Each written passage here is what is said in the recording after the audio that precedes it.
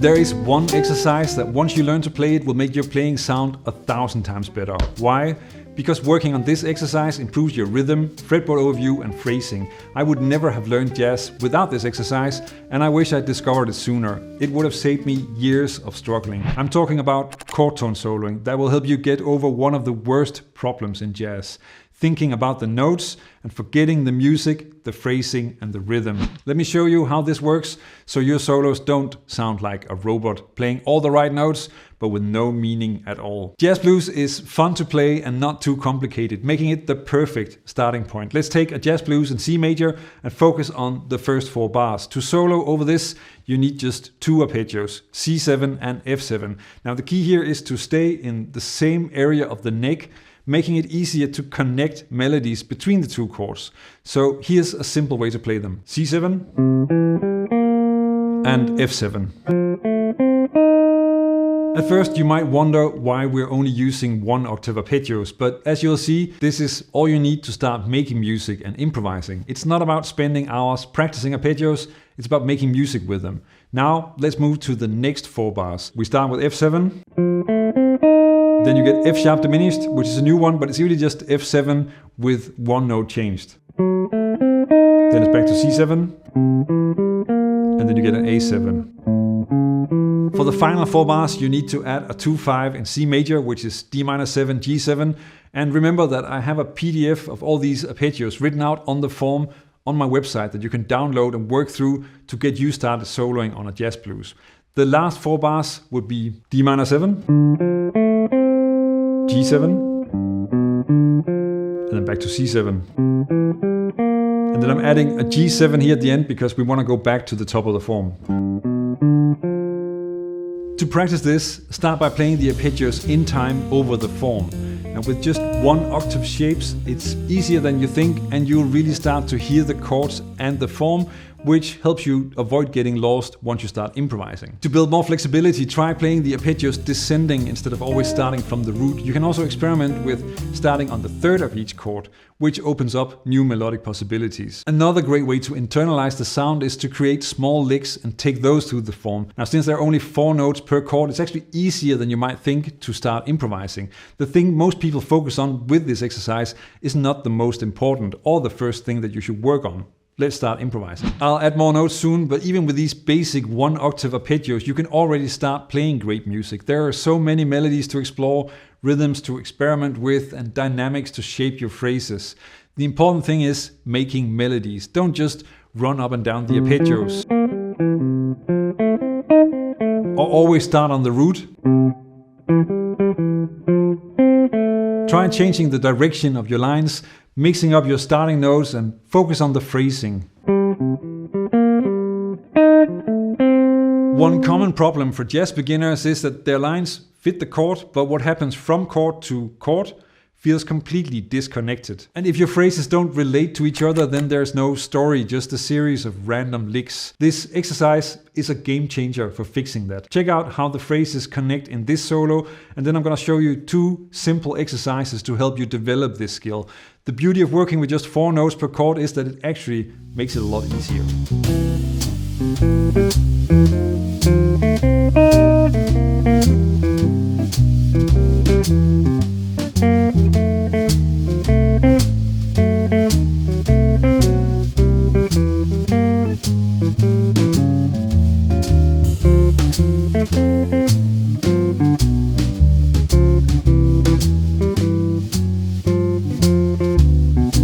This is an overlooked superpower when it comes to creating more melodic solos. It helps you develop both motivic development and chord response phrasing. Let's start with motivic development. Motifs are one of the most powerful tools that you can use to make your solos more melodic. And with just 4-note arpeggios, moving a motif around becomes incredibly easy. Since you're only working with the chord tones, then you can transpose a phrase from chord to chord easily. Let's say that you play this simple motif. Since this is built entirely from chord tones, then shifting it to F7 is really as simple as thinking of the notes as the intervals they are in the chord, so root, 3rd, 5th and 7th, and then applying the same shape to the F7 arpeggio.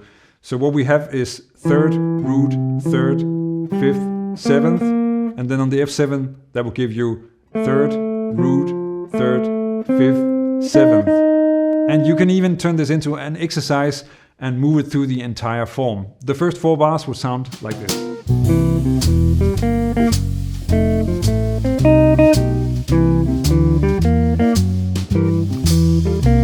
This is a great way to develop your fretboard overview and get comfortable with the arpeggios, but to avoid sounding boring and mechanical, you need to start changing the way that you play the motif. Try altering the rhythm, adding or removing notes, or shifting the phrasing just a little bit. Even though it's still the same motif, it suddenly sounds much more interesting, and there's a similar hack for call response phrasing. Let's check that out next.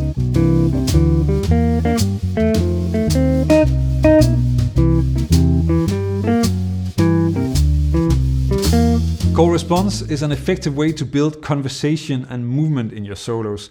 The idea is really simple. You play a phrase and then follow it up with a contrasting phrase that responds to the first one, creating sort of a back and forth exchange in your solo. The formula that you can use to get started is incredibly simple. Play a statement on one chord as a call, and as a response you can play the reverse version of this phrase, which could be pretty much the same shape but just descending. Now there's not only one way to do this, but this is easy and it works. And of course you can practice doing this on the jazz blues as well, and then we should move on to some phrasing tips, because that's another way to make these 4 notes really come to life.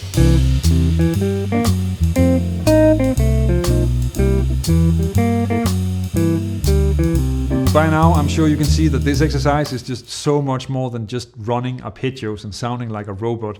I'm curious if you work on this and how you practice chord tone soloing. So let me know about that in the comments. Let's explore some phrasing. What makes a solo or any other piece of music really great is often the subtle details. Things like changes in dynamics, timing, or a well-placed grace note adds meaning to the phrase that you're playing. Now again, soloing with this limited set of notes is actually a great way to explore and develop these skills. Check out this phrase, because like this, it's a bit boring. And it becomes a lot more alive and interesting if you add dynamics and phrasing. It's important to work with your timing, slides, legato, and dynamics as you improvise. The next example also highlights something else that you'll learn by working with this exercise.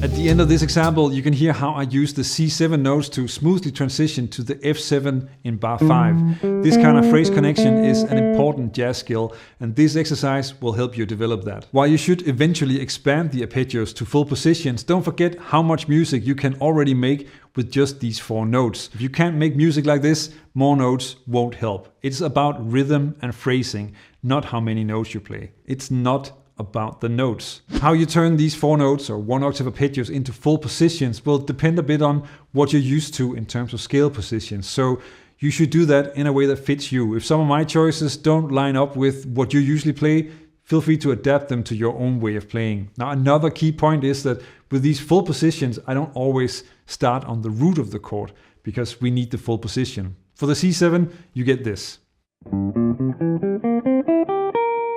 And then you move on to F7. Now back to C7, and then of course to F7 again, then you get F sharp diminished. Going back to C7, and then you get an A7. That moves to D minor 7. And on to G7. Taking us back to C7, and then a G7 to take us back to the top of the next chorus. For me, the trick is to view these full positions as an extension of the 4-note version. So you don't have to learn an entirely new set of patterns, you're learning something on top of what you already know. And once you're comfortable with the full positions, then just start improvising over the jazz blues to get used to having more notes available. And you can of course also try this challenge, the never-ending arpeggio exercise. Playing the arpeggios in 8th notes, and as you move through the form, switch to the nearest note in the next arpeggio. It's a challenging but great way to become more flexible with your arpeggios. With the full positions of the arpeggios, it gets a lot easier to work on playing from one chord to the next. Just using the 1-octave arpeggios, there wasn't always enough overlap to really get the important transitions in there. The skill that you want to develop is to play melodies with the arpeggio of the chord that you're on, but also be able to see the arpeggio of the next chord so that you can play towards a note in that chord. So if you're on C7, and while you're improvising with these arpeggio notes, then you also want to see the arpeggio of the next chord, F7. And then you want to play a line that ends on one of these notes. So that could be something like this. And here, of course, the last part of that line is really just designed to end on that A, the third of F7. The important thing is thinking ahead and playing toward a note in the next chord. The third is a great and clear note to aim for in the beginning, but you can quickly start adding others as well. The flow, thinking ahead and connecting your phrases is an essential part of the jazz sound. Check out how this line over D-7 to G7 to C flows smoothly across the 3 chords, creating one melodic movement.